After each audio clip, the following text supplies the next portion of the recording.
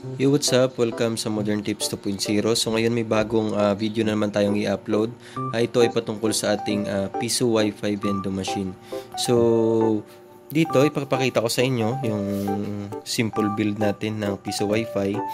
At syempre ngayon lang ako pag-upload ng tungkol dito kasi pinag-aralan ko pa talaga kasi di naman tayo masyadong magaling, pero ngayon ay may bago akong i-share sa inyo.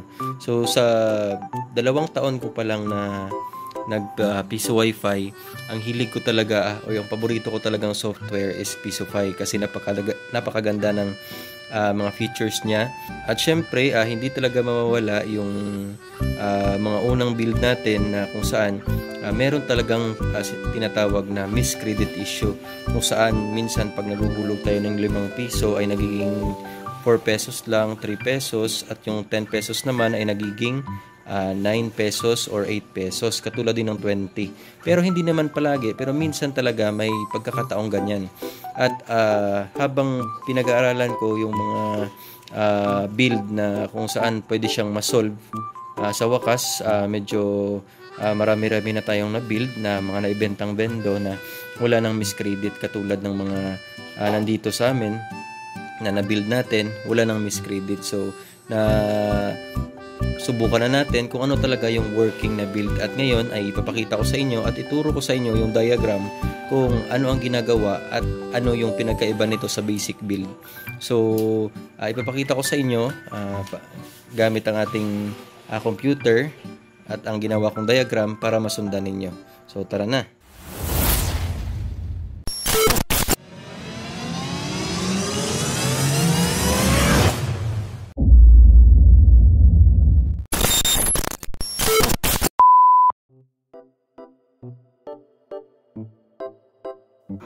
So, ayun na nga, tingnan natin ang ating diagram. Papakita ko sa inyo gamit ang ating laptop. So, ngayon, tingnan ng maigi at makinig ng maigi para sa mga nagkakaproblema tungkol sa miscredit ng ating Pisofy. So, ngayon, i-explain ko sa inyo gamit itong ating diagram na ginawa ko para meron tayong guide sa pag-build natin. So, huwag kalimutan na mag-subscribe sa ating YouTube channel para sa marami pang uploads tungkol sa mga issue na na-encounter natin kapag tayo ay nagre-repair ng mga Piso Wi-Fi vending machine. So, itong mga pyesa natin or yung mga spare parts ng bendo natin ay sa Shopee ko lahat nabibili kasi dito sa amin medyo may kamahalan. Kaya sa Shopee tayo bumibili para makatipid tayo at magkaroon tayo minsan ng discount na medyo malaki. So, ilalagay ko lang yung link sa description kung saan yung mga legit na mga spare parts ng Piso Wi-Fi natin na di pa talaga ako naka-experience ng mga fake at saka yung mga di gumagana. So, paki-check yun na lang sa description natin yung mga link sa Shopee natin sa spare parts na binibilhan ko. So, ito na nga, yung gamit natin ngayon is Orange Pi 1 or Orange Pi PC, pero dito Orange Pi PC to, pero magkapareho lang naman sila. Yung pinagkaiba lang is medyo marami siyang USB port. So ito, so tingnan natin mabuti yung ating diagram. So ginawan ko talaga ng diagram para hindi tayo mahirapan. So itong gamit natin, yung build natin ay naka USB to LAN. Ito yung simple lang na build. So dito sa bandang kanan natin ang ISP natin or ang source natin ng internet. Okay, so lagyan natin ng mag-edit tayo, lagyan natin ng check para makita ninyo. Tingnan natin kung anong kulay ito. Okay, so ito may blue tayo. So, dito, meron tayong ISP, pwedeng Globe, Converge, PLDT, or yung mga SIM-based na mga modem. So, may LAN port tayo dyan. Yung port 1 yung gamitin natin. Papunta yan dito sa board natin kung saan may internet port dito. So, dyan natin ilalagay. Source ng internet natin. Kaya pinaka-importante yan sa lahat. Una, dito tayo, simulan natin sa power supply. Yung gamit kong power supply ay centralized power supply. Dahil dati gumamit naman ako yung parang adapter lang, pero nag-change ako dito sa 12 volts 5 ampere na centralized power supply dahil meron siyang delay kahit papano. May kaunting siyang delay pag nagka-problema sa kuryente. So pag binunot mo yung plug sa saksakan niya, hindi pa siya biglaan namamatay. Meron pang mga at least 2 seconds na delay bago siya namamatay. At subuko na din na hindi pa ako nasiraan ng ganito. At ang magkagandahan lang is open yung lalagyan niya ng mga wirings. Pwede tayong mag-add, pwede tayong lagay ng extra na wire para sa ibang components natin. So dito yung plug natin 240 volts to 220 to 40 volts itong source natin. Ilagay lang natin dyan. Merong L tsaka N dyan. So kahit saan lang dyan pwede nating ilagay. Okay. So ang pinoproduce nito is from 220 to 240 volts. I-convert niya to sa 12 volts at 5 ampere. So ito yung positive at negative natin. Yung V plus yung positive at yung V minus, no, yan yung negative natin. So ang itim negative, yung red natin na line is positive. So dito meron tayong dalawang line na ginawa at nilagay natin dito sa DC plug na male papuntang 12 volts to 5 volts back converter. So di tayo gumagamit ng custom board. Ito talaga yung ginagamit ko kasi mas madali sa akin palitan yung mga pyesa pag ganito, kasi yung nakasanayan ko ito na siya. At saka hindi pa naman ako nasiraan, hindi pa naman ako nagkaroon ng problema gamit ang mga to, kaya solid na dito talaga ako nagstay na build. So ayan, meron tayo dito 12 volts. Sinuplayan natin from centralized power supply yung 12 volts back converter natin ng 12 volts. Pagkatapos ay ilalabas niya is 5 volts. Ayan, 5 volts na positive, negative. Ayan, nilagyan ko na yan. Basta bandang gilid, positive yan. At medyo sa gitna ay negative yan. So dito, mula sa ating back converter, yung 5 volts natin, meron tayong dalawang output dito. Yung naka-USB, tsaka dito yung naka-screw. So ginamit natin is yung USB para makapag-supply tayo dito. Itong line na to. Mula dito, papunta dito. Ayan, gamit itong ating cord ng ating Orange Pi. So mula dito, gamit yung USB, tsaka yung cord niya papunta dito para masupplyan natin siya ng 5 volts. Okay. Pagkatapos naman yan, dito sa back converter natin, meron tayong 12 volts na negative tsaka positive. So papunta yan, yung negative natin or yung negative natin dito, supplyan natin itong coin slot, which is yung negative ng coin slot or yung ground niya. Ito yung ground, yung black niya. So mula dito sa coin slot, di ba meron tayong 4 na color ng coin slot. Pinuputol natin yung gray, ang natitira is yung white, yung pula, tsaka yung black. So yung black, i-tap natin papuntang back converter na 12 volts. Ayan, dito natin siya ilagay. Ayan. Pagkatapos nyan, maliban dyan, mag-tap ulit tayo. Maggawa lang tayo ng extra.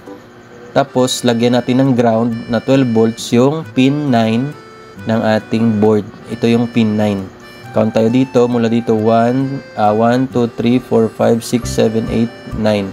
Dito tayo sa pin 9. Ayan. Sa pin 9. So, yung black ng coin slot papunta sa pin 9 bilang ground at papunta sa power supply na 12 volts. So, ayan yung tinatawag natin na grounding dito. Pagkatapos nyan, yung red naman ng natin, ng coin slot ay papunta sa NC ng ating single channel relay. So, gumagamit tayo guys ng relay sa kadahilan na mas makakatipid tayo ng kuryente dahil ang coin slot ay di gumagana pag hindi na titrigger gamit ang insert coin. So, pag hindi nag-insert coin yung client, hindi gumagana yung coin slot. Kaya kapag naguhulog sila nang hindi natatap yung insert coin, hindi talaga tumatanggap ng barya ang coin slot natin. So, mas iwas ito sa tinatawag natin na reklamo kasi di tumatanggap yung coin slot natin pag walang nag-tap ng insert coin. So, once nag-tap ng insert coin, gagana na yung coin slot natin gamit ang single channel relay. So, ayan. So, dito sa COM ng ating single channel relay, papunta yan. Kukuha yan ng 12 volts power supply dito mula sa ating back converter. So, ayan. May line tayo na ginawa. So, sundin nyo lang yan. Pagkatapos, yung white natin guys, dito, yellow yung nilagay ko na kulay sa coin slot. Yung puti, papunta yan sa pin 3. So, kahit magkaibang build tayong lahat, pin 3 talaga yan. So, 1, 2, 3 sa pin 3 nilagay. Ayan. Dito sa kabilang part ng ating single channel relay, meron tayong ground, in, tsaka VCC. Yung ground natin, 5 volts to. So, dito siya natin itap, yung ground natin. Yung ground natin, medyo nagkamali lang tayo dito. Itong ground natin, dito yan sa itaas. Ayan.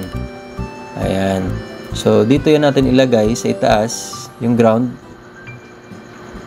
Sa ating pin 1, 2, 3, 4, 5 sa pin 6 natin. Ayan yung ground.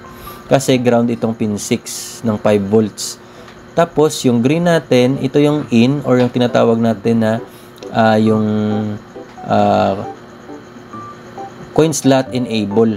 Ito yung coin slot enable natin, yung pin 6.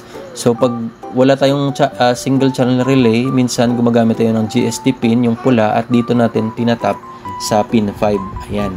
So, sa pin 5 natin nilalagay, or dito kapag may relay tayo, sa in natin siya nilalagay.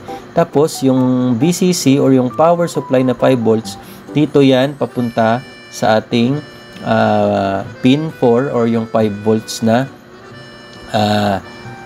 pin natin dito sa ating Orange Pi. Tandaan na yung pin 2 tsaka pin 4, kahit saan lang dyan, magkapareho yan. So, dito natin nilagay, pwede rin dito, depende kung ano yung mas nagustuhan ninyo. Magkapareho lang yan. So, meron tayong 5 pin na nakalagay dito sa ating pinouts ng ating Orange Pi. So, tandaan lang natin na once gumagamit tayo ng pin, para walang miscredit, ito talaga yung strategy dito o yung sekreto bakit hindi na kami nagkaka-miscredit, dahil gumagamit kami ng pure copper na DuPont wire. Ito, pure copper na DuPont wire, yan yung note natin. So, bumili kayo ng pure copper na DuPont wire. Ilagay ko yung description sa baba para ilagay ko yung link sa description para di na kayo mahirapan. Kasi nung una, yung binibili ko lang is yung Allen. Pero na-notice ko, lagi talaga nagkaka-miscredit. Pero nung pinalitan ko at naglagay ako ng ground, yun, perfect. Wala na talagang miscredit. At saka sa paglagay ng relay para makapagpahinga yung coin slot natin. Ayan. So, matapos nyan dito, yung USB tulan natin, dito natin ilagay. Kung naka-Orange Pi 1 ka, syempre isa lang naman yung slot niya, ilagay nyo lang dyan. Pero pag naka-Orange Pi PC, may dalawang USB dyan, ang gagawin nyo is sa baba yung gamitan ninyo. Sa lower port yung gamitin natin. Tapos, ito yung port natin dito sa may USB tulan, papunta yan sa access point natin. So, pwede rin sa desktop switch kung mag-multi-access point kayo, or kapag nag-VLAN naman kayo, alisin nyo lang tong USB tulan at dito natin ilagay yung internet sa ating port. So, saan ko ba nilagay yung RGB natin? So, dahil ang purpose ko is kahit patay yung coin slot, gusto ko umiilaw yung piso Wi-Fi vending machine. So, ang ginawa ko, dito ko siya nilagay sa power supply na 12 volts kasi 12 volts tong RGB natin. Dito ko siya nilagay sa centralized power supply or sa main source natin ng power. So, once nakasaksak ito, automatic gagana yung RGB natin at magbiblink yan kahit patay yung coin slot. Ayan. Kasi mas nakaka-attract ng customer pag gumagana itong ating RGB blinking light. So, ayan. At laging tandaan na yung SD card natin, 32 gig. Maganda 32 gig yung gamitin. Tapos, naka-class 10 para smooth. Ayan. So, ito yung diagram natin. Tingnan nyo mabuti. Para sigurado na mawala. Tandaan na para sa akin, based on experience, ang nakapawala talaga ng miscredit is number 1 is yung pagpalit ng pure copper DuPont wire. Dapat pure DuPont wire talaga. Pangalawa, grounding mula sa coin slot, lagyan natin ng ground yung pin 9 at connected sa 12 volts na ground. Pagkatapos yung relay. Mas maganda pag nakakapagpahinga yung coin slot kaysa sa hindi nakakapagpahinga. Okay, so gagana lang yung coin slot once tap tayo ng insert coin. So ayun lang sa video na ito. Abangan nyo yung mga susunod na tutorial, yung actual na tutorial at yung actual natin na build para makita ninyo. Pero sa ngayon, alam ko na malaking tulong ito sa mga may problema sa ating miscredit issue ng Pisofy kasi napakaganda talaga ng Pisofy. Yun lang yung problema, yung miscredit issue niya. So sa mga natulungan or sa mga matutulungan nito, sana mag-subscribe kayo, mag-comment, tsaka